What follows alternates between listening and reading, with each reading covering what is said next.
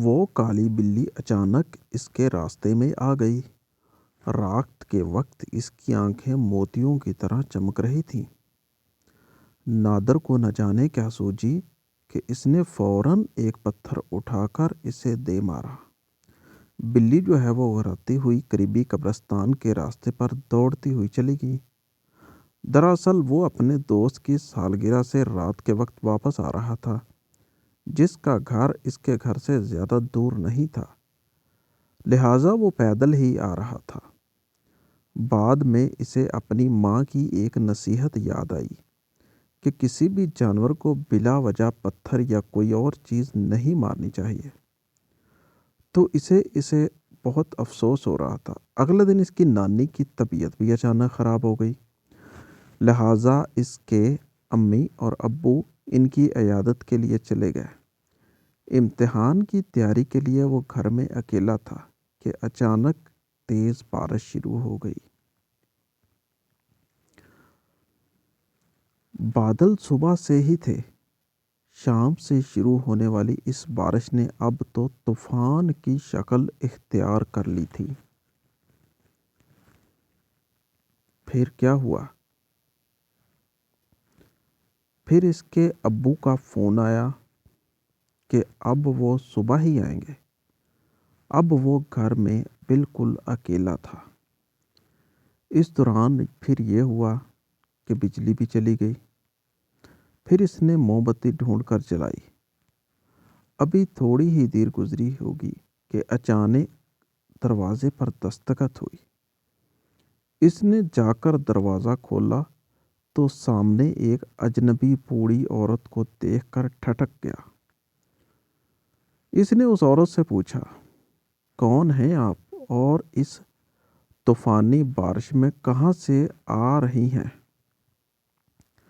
وہ ایک پراسرار ہنستے ہنستے ہوئے بولی، دراصل میری یادداشت تھوڑی کمزور ہے۔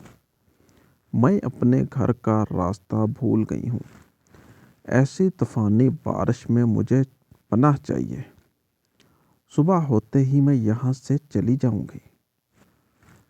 پھر اس نے کہا، ٹھیک ہے، آپ اندر آ جائیں۔ وہ کچھ سوچتے ہوئے بولا، اچانک بجلی چمکی اور اسی دوران اس کی آنکھوں میں سے ایک عجیب سی روشنی پیدا ہوئی جسے وہ دیکھنے لگ گیا۔ کیا دیکھ رہے ہو؟ وہ اسے گھورتے ہوئے پوچھنے لگا۔ کچھ نہیں، مجھے ایسا لگا کہ جیسے آپ کی آنکھیں بہت زیادہ چمکتی ہوں۔ وہ قدرے گھبراتے ہوئے بولی۔ آسمانی بجلی جو چمکتی تھی وہ ایک چمک آنکھوں میں پڑی ہوگی۔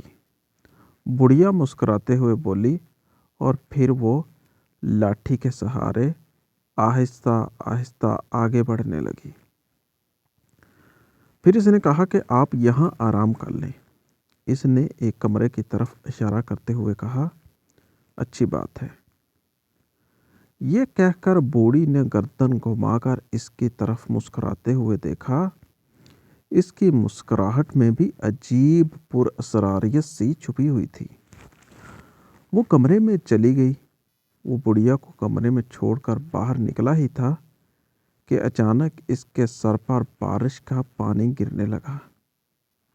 اس نے پانی صاف کرنے کے لیے ہاتھ پھیرا تو وہ اچھل کر رہ گیا، کیونکہ وہ پانی نہیں تھا بلکہ وہ خون تھا۔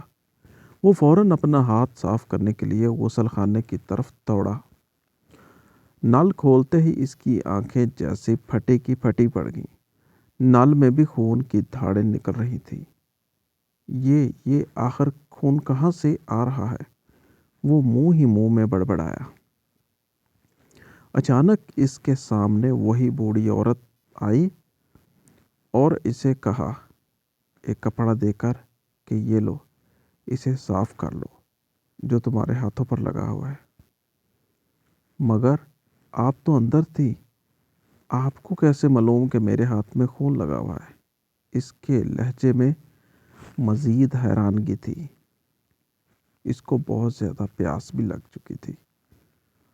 پانی پینے کے لیے وہ آئی تھی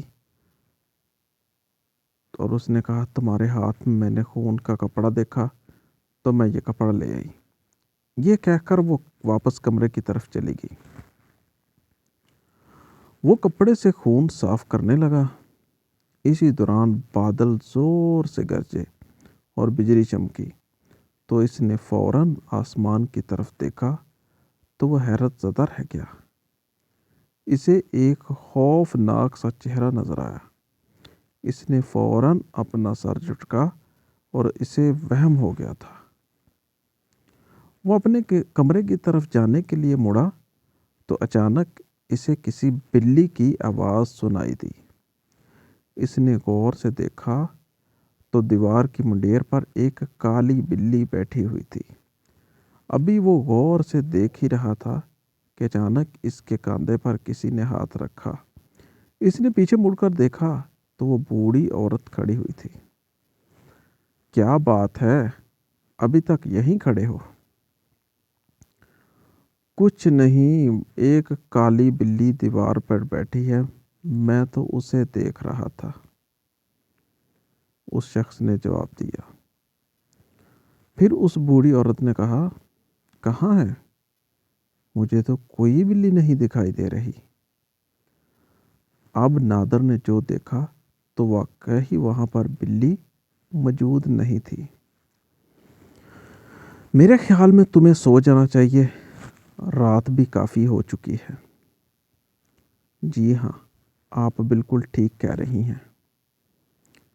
یہ کہہ کر وہ سوچوں میں گم اپنے کمرے کی طرف چل پڑا۔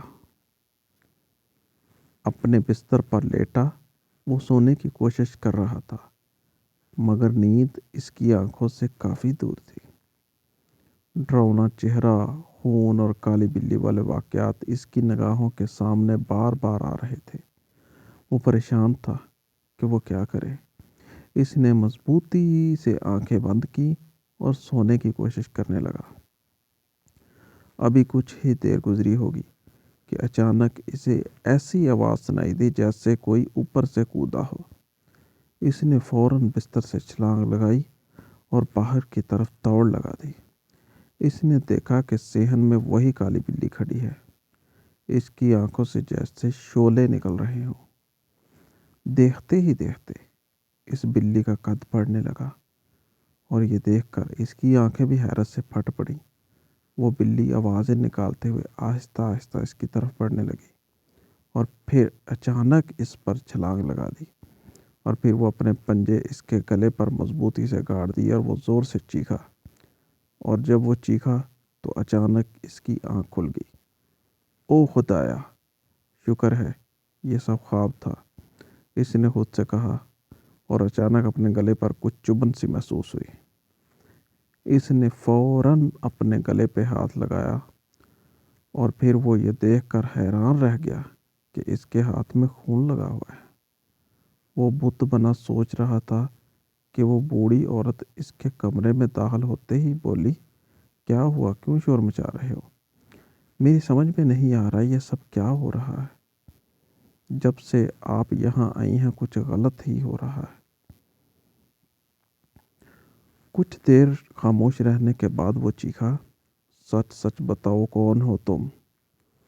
یہ سن کر بڑھیا جو ہے اس کے چہرے کے تاثرات بدل گئے اور لبوں پر پراسرار سی مسکراہٹ بری۔ پھر اچانک اس کا رنگ تبدیل ہونے لگا۔ رنگ بالکل سیاہ ہو گیا۔ اس کی آنکھیں جیسے شعلے نکلنے لگے ایسے ہو گئیں۔ اچانک اس کی شکل کالی بلی میں تبدیل ہو گئی اور وہ دھیرے سے بولی، ہاں سچ سمجھے میں کوئی اور ہی ہوں۔ اس نے ایک اور زوردار قہقہ لگایا۔ مجھ سے کہا، کیا چاہتی ہو؟ میرے پیچھے کیوں پڑی ہو؟ وہ ڈرتے ہوئے بولا۔ جس کالی بلی کو تم نے پتھر مارا تھا نا، وہ میں ہی تھی۔ وہ بلیوں کی طرح میاؤں میاؤں کرتے ہوئے بولی، تم نے مجھے خواہ مخواہ میں پتھر مارا تھا، میں اسی کی سزا دینے یہاں آئی ہوں۔ وہ اس کے نزدیک آتے ہی بولی۔ اس کے سمجھ میں نہیں آ رہا تھا کہ وہ کیا کرے۔ اچانک اس چڑیل کو دھکا دیا اور کمرے سے باہر کی طرف بھاگا۔ وہ فوراً اس کے پیچھے آئی طوفانی بارش اب بھی چل رہی تھی۔ اچانک اسے وہ لاٹھی نظر آئی جو بوڑھی عورت اپنے ساتھ لائی تھی۔ وہ اس نے بھاگ کر اٹھا لی۔ یہ دیکھ کر چڑیل یہاں تھی وہیں رک گئی اور کہا، یہ لاٹھی مجھے دے دو، وہ روتے ہوئے بولی۔ پھر اسے ایک کپڑا نظر آیا جو بوڑھی عورت نے اسے ہاتھ سے خون صاف کرنے کے لیے دیا تھا۔ اس نے فوراً کپڑا اٹھا کر لاٹھی میں باندھا اور باورچی خانے میں آ گیا اور اس کپڑے کو آگ لگا دی۔ اب اس کے ہاتھ میں جلتی ہوئی لاٹھی تھی۔ یہ دیکھ کر چڑیل پیچھے ہٹنے لگی، جبکہ نادر اس کے نزدیک آتا گیا اور جلتی ہوئی لاٹھی اس کے جسم کے ساتھ لگا دی۔ دیکھتے ہی دیکھتے اس کے جسم میں آگ لگ گئی اور وہ زور سے چیخی۔ اس کی چیخ طوفانی بارش میں کہیں دب کر رہ گئی۔ دیکھتے ہی دیکھتے وہ راکھ کا ڈھیر بن گئی۔ چڑیل کے خاتمے پر اس نے اللہ کا شکر ادا کیا۔ طوفانی بارش بھی تھم چکی تھی۔ برسات کی یہ رات اس کی زندگی بھر نہ بھولنے والی رات ثابت ہوئی تھی۔ تو ناظرین، آپ کو یہ سٹوری کیسی لگی؟ مزید سٹوریز کے لیے چینل کو سبسکرائب کیجیے گا۔